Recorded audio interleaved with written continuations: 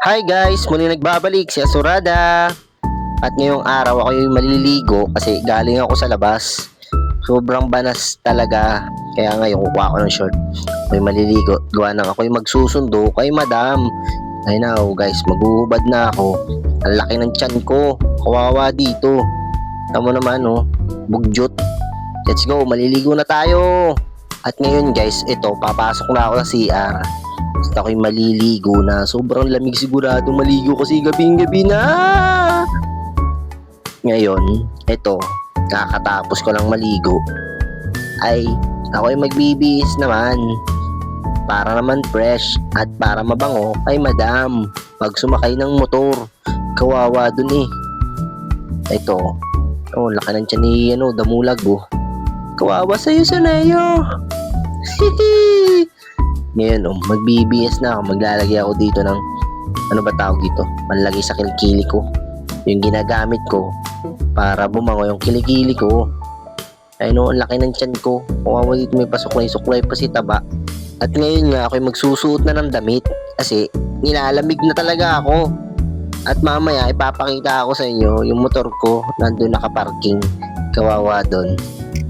At ako'y bibili pa lang ng ulam, dadaling ko doon sa tatay ko, sa mga kapatid ko. Siyempre, chicken yun, para masarap. Kaso nga lang, leeg ng manok.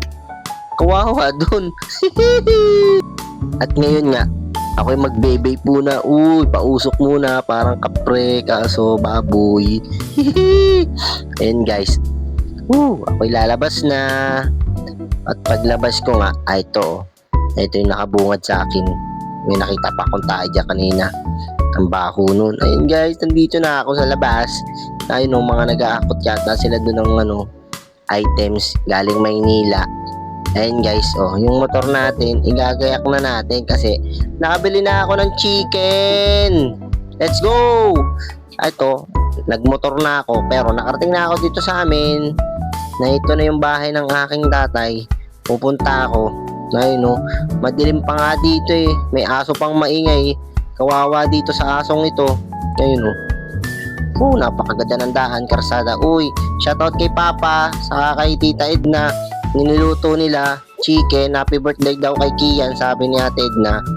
Na yun mayroon pa ritong manok. Ay hindi pala, isdang malaki. Hindi ako maalam magluto ng pero masarap daw yan. Ayun guys At sabi ko dito kay Papa, malapit na matapos ang vlog ko. Magbabay ka naman. Na ito, mga aking mga followers. Maraming salamat sa inyo. Paalam. Bye-bye. Peace out.